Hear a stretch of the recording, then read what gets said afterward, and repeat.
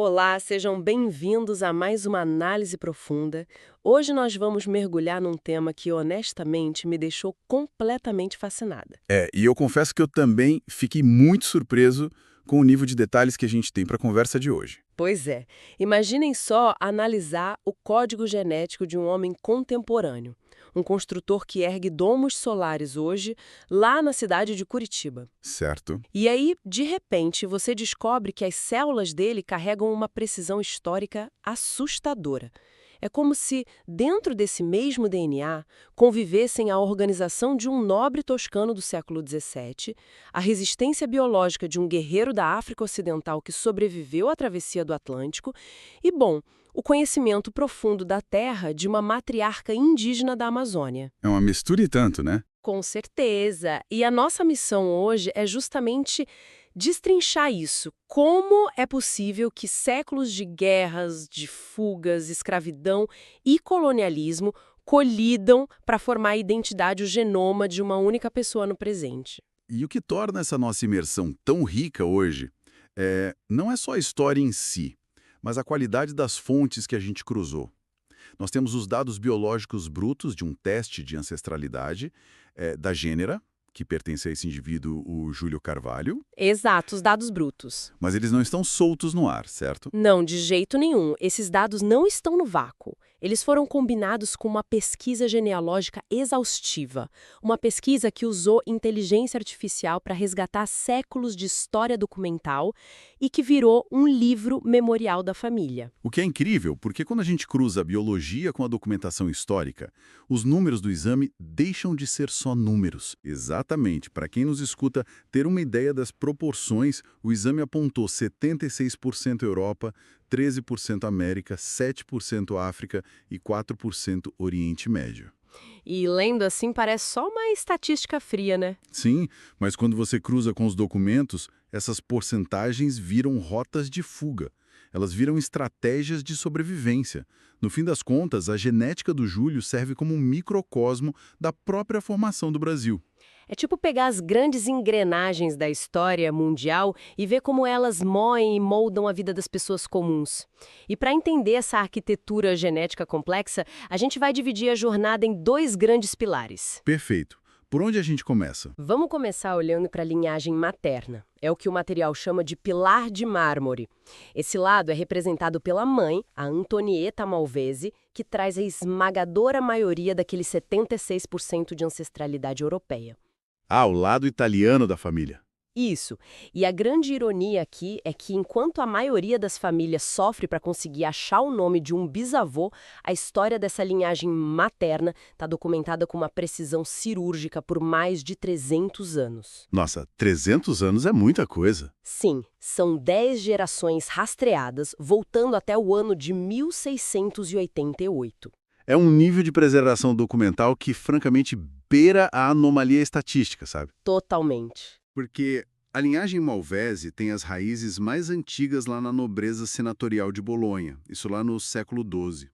Mas o ramo específico que molda o DNA que a gente está analisando hoje buscou refúgio nas montanhas dos Apeninos, numa comuna chamada Firenzuola, na Toscana. É aí que entra o ano de 1688. Exato.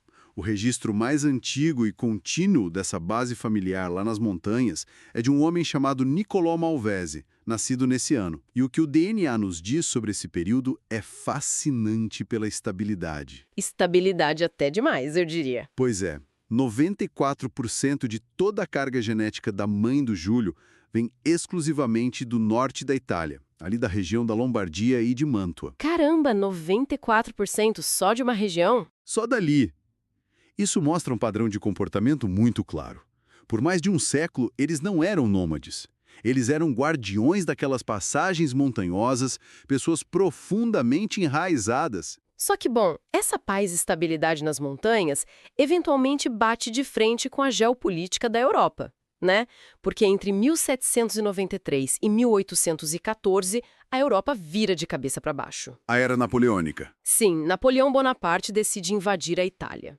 E os registros paroquiais mostram gerações dessa família vivendo e morrendo em Firenzuola exatamente enquanto os exércitos franceses marchavam por aquelas mesmas rotas. É literalmente a história do mundo batendo na porta de casa. É muito louco pensar nisso. E é logo depois desse período de turbulência que eles começam um movimento que os documentos chamam de a descida para a planície. Que é quando eles saem da Toscana. Isso. Eles deixam as montanhas e migram para cidades como Nove de Módena e Carpi, na Emília-Romanha. É um movimento geográfico muito específico. E eu até anotei aqui, porque eu gosto de pensar nos Malvesi não como camponeses vagando a esmo, mas quase como uma corporação centenária, sabe? Como assim uma corporação? É que, tipo, não foi aleatório, foi um reposicionamento estratégico. Eles mudaram a sede da empresa da família, no caso das montanhas de difícil acesso, para a planície, buscando melhor logística e solo produtivo. Ah, entendi. É uma analogia excelente. Faz muito sentido quando a gente olha os registros deles. Mas como toda boa estratégia corporativa, ela encontra um limite quando as regras do jogo mudam, né? E as regras mudaram com força. Mudaram drasticamente no final do século XIX com a unificação da Itália. A descida para a planície simplesmente não foi suficiente para proteger a família do que o novo governo italiano implementou. Tinha uma crise agrária acontecendo também, não tinha? Tinha uma crise agrária varrendo a Europa inteira, os impostos subiram, mas o golpe de misericórdia para famílias de agricultores como a deles foi uma lei específica, algo chamado Tasso Matinato.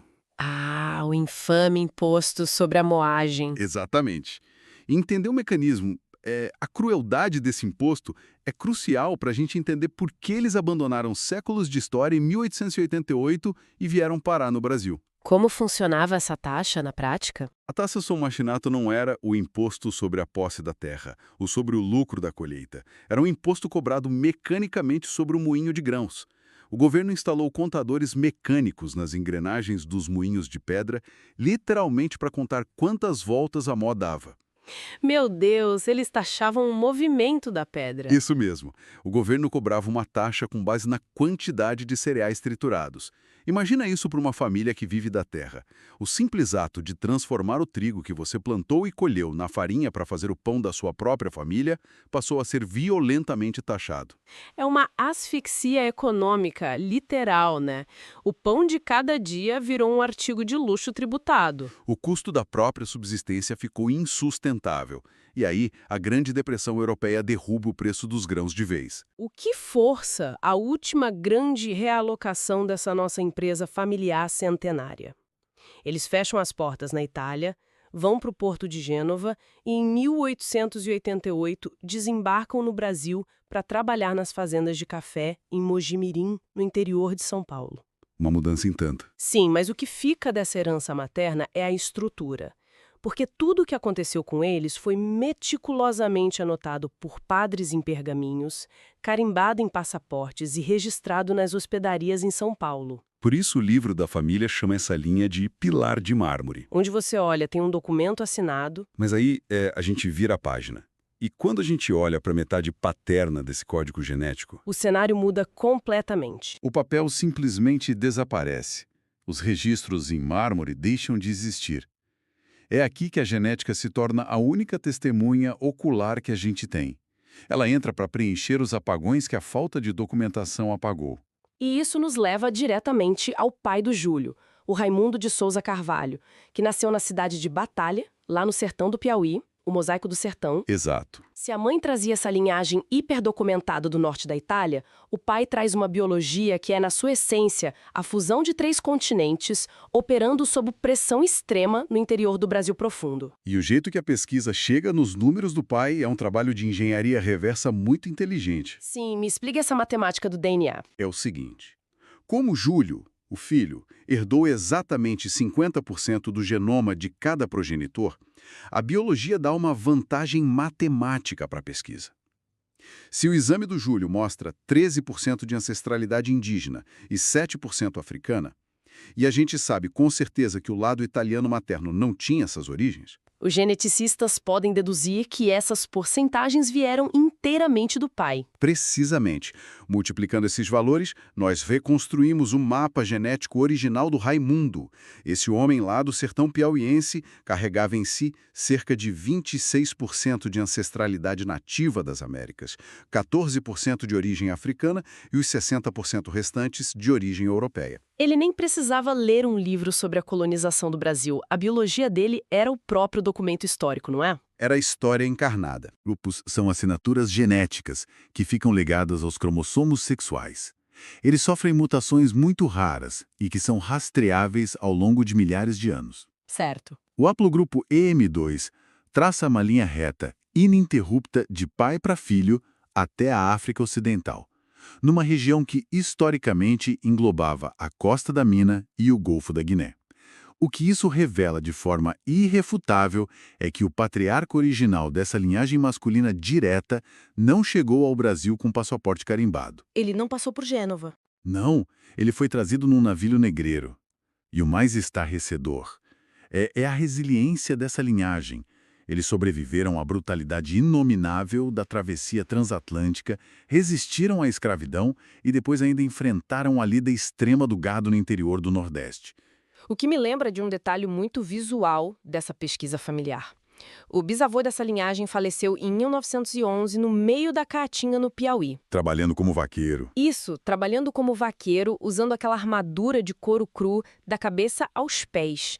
Porque, era a única forma de atravessar uma vegetação cheia de espinhos que literalmente rasga a pele. Ele morreu na lida, é uma história de sobrevivência baseada no atrito constante contra a natureza. E essa resistência africana se funde perfeitamente com a outra fração fundamental do Raimundo, que são aqueles 26% de DNA indígena. A marca das matrizes do território, né? Exato, a marca das populações nativas da Amazônia e dos povos tupi que habitavam o interior do Nordeste. A colonização do Piauí não aconteceu com cortes europeias chiques se mudando para lá. Longe disso. Foi através da expansão brutal da pecuária, o que forçou o encontro que foi, na maioria das vezes, violento e assimétrico, entre o colonizador, os escravizados africanos e as mulheres indígenas. Essas mulheres é que eram as verdadeiras donas do território. Elas conheciam tudo. Elas conheciam os ciclos das águas, a flora medicinal, as técnicas de sobrevivência. Tudo isso muito antes de chegar qualquer mapa europeu. E essa adaptação visceral da matriarca indígena foi passada adiante no DNA. Garantindo que as gerações seguintes tivessem uma vantagem biológica para prosperar naquele clima que é tão implacável, né? Com certeza. Mas olha, aqui eu preciso puxar o freio. Porque tem uma aparente contradição nesses dados que me fez ver o material 2 vezes para ter certeza. Qual parte? O sobrenome dessa família paterna é Carvalho. Não tem como ser mais ibérico, mais português do que isso. Verdade. Mas quando a inteligência artificial e os geneticistas fizeram a engenharia reversa no genoma do Raimundo, os 60% de sangue europeu dele não apontavam primariamente para a Península Ibérica pura. Ah, sim, um paradoxo do Carvalho. Pois é, a maior fatia europeia dele, mais de 26%, veio da Europa Ocidental continental, povos celtas e germânicos. Como é possível que um homem lá do Piauí, com um sobrenome tão português, carregue tanto DNA de matriz celta? Olha, essa dúvida é excelente, porque ela expõe muito como a gente costuma generalizar a Europa nas nossas aulas de história. A gente tende a pensar em Portugal como uma nação mediterrânea homogênea, sabe? Sim, todo mundo tomando vinho na praia. Exatamente. Mas o norte de Portugal, especificamente as províncias do Minho e de Trás-os-Montes, que por acaso são o berço histórico da família Carvalho, tem uma geografia e uma demografia completamente diferentes de Lisboa ou do sul de Portugal. É uma região muito mais fria, não é? Fria, montanhosa e de solo duro. É o que o pessoal chama de cinturão de granito. Ah, o cinturão de granito. E quem habitava e dominava esse cinturão de granito na antiguidade eram tribos de origem celta, os galaicos. Depois vieram as invasões de povos germânicos, como os suevos. Essas populações deixaram uma marca genética enorme e permanente no norte de Portugal. Então os carvalhos já eram misturados lá atrás? Sim, e a característica cultural mais forte desses celtas ibéricos era a capacidade deles de manipular a matéria pesada. Eles eram conhecidos como os mestres da pedra e do ferro. Eles que construíam os castros, aquelas vilas muradas de pedra no topo das montanhas. Mestres da pedra e do ferro.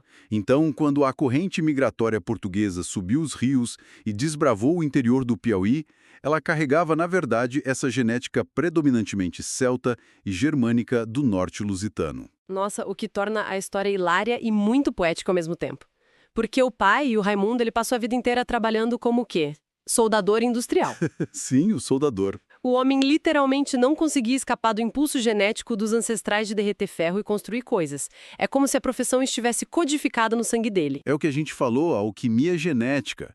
Ele era um quarto mestre de obra celta da Europa Central, um quarto matriarca guardiã da terra brasileira e tudo isso sustentado pela força de um sobrevivente da África Ocidental. É uma síntese perfeita do Brasil profundo. E entender as engrenagens dessa herança nos permite entender a filosofia de vida dessa família. Porque cedo ou tarde, essas duas grandes linhagens convergem no espaço e no tempo, né? O homem do Piauí e a linhagem da Toscana. E essa convergência acontece no Paraná. Geograficamente, o Raimundo migra, ainda criança, lá para o sul do país.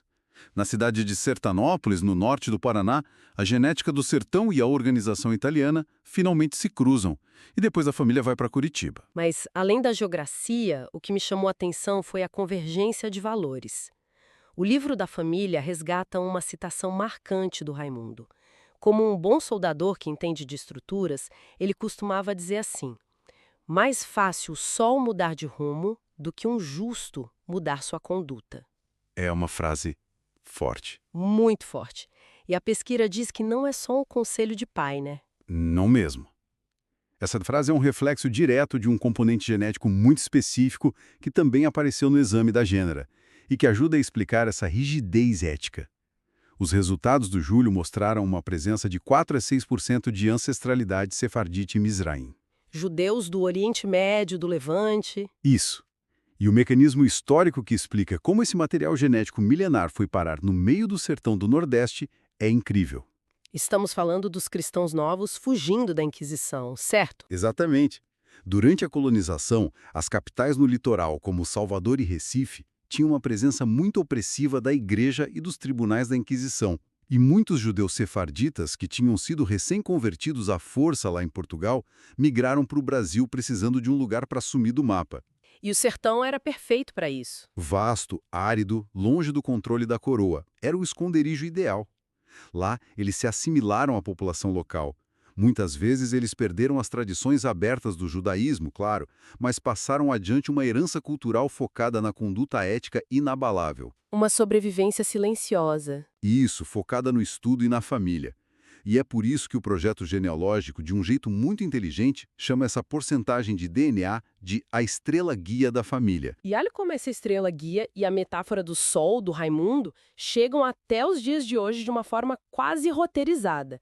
O Raimundo, que era o soldador, usava o sol como símbolo máximo de algo inflexível, a integridade de um homem justo. Sim. E hoje, o filho dele, o Júlio, trabalha em Curitiba construindo domos geodésicos, seguindo princípios de um movimento chamado Solarpunk. Domos solares. Exato. Para quem não está familiarizado, o Solarpunk é um movimento arquitetônico e cultural otimista. Ele imagina um futuro onde tecnologias avançadas e sustentáveis são usadas em harmonia com a natureza, usando muita energia solar. Então o Júlio literalmente projeta estruturas feitas para captar a energia desse mesmo sol que o pai dele usava como bússola moral. É a aplicação prática de toda essa linhagem, sabe? É a junção de tudo. A biologia e a história entregaram os materiais de construção para ele. O rigor lá de Mantua, na Itália. A técnica com metais dos celtas ibéricos. A adaptação da matriarca indígena. E a resistência do africano sobrevivente. Mas olha, todo construtor sabe que os melhores materiais do mundo não mantêm um edifício em pé se as paredes estiverem tortas, né? A frase do Raimundo sobre a conduta justa funcionou como um prumo para o filho. A ferramenta do prumo. Isso. Na construção civil, o prumo é aquela ferramenta simples, um peso de chumbo suspenso por uma corda que a gravidade puxa para encontrar a verticalidade absoluta de uma parede. Se o prumo estiver alinhado, a parede aguenta qualquer peso. A conduta rígida do pai forneceu a verticalidade ética para que o filho tivesse segurança para inovar no Solarpunk. Nossa, e isso nos traz a forma belíssima como a família condensou toda essa vasta pesquisa. Eles criaram um selo heráldico próprio, um brasão da família unindo essas heranças todas. O design do brasão é muito rico em simbolismo. Muito. Visualmente, ele tem um hexagrama solar representando a ordem, cruzado com o heptaalgrama estelar de Vênus, que simboliza a liberdade. Nas laterais, de um lado tem as folhas de um carvalho, marcando os ancestrais ibéricos, do outro lado, um ramo de videira marcando a história agrícola da mãe italiana nas planícies. Mas a genialidade estrutural desse brasão está bem no centro dele. Você reparou? O prumo-pinha. O prumo-pinha. Eles pegaram a ferramenta do prumo do pedreiro, que representa a linha reta e a conduta do pai, mas eles removeram aquele peso de metal frio, de chumbo que ficaria na ponta da corda. No lugar, eles desenharam uma pinha de araucária. É uma adaptação linda. Porque a araucária é a árvore símbolo do clima frio do Planalto do Curitiba, que é onde a família finalmente encontrou um solo firme e fincou raízes. Trocar o metal pesado pela semente de uma árvore local mostra que a engenharia da família agora está viva e integrada ao ecossistema do sul do Brasil. E quando a gente chega ao fim de uma análise tão densa e pessoal como essa, o subtítulo do livro memorial deles ganha um peso enorme. O subtítulo é Ao que passa, ao que permanece. É uma frase excelente. E a grande constatação para nós, após dissecar séculos de história através das células de um cidadão comum, é que a gente tem essa mania de enxergar a história como algo distante, trancado nos arquivos. Como algo que não nos pertence mais. Pois é.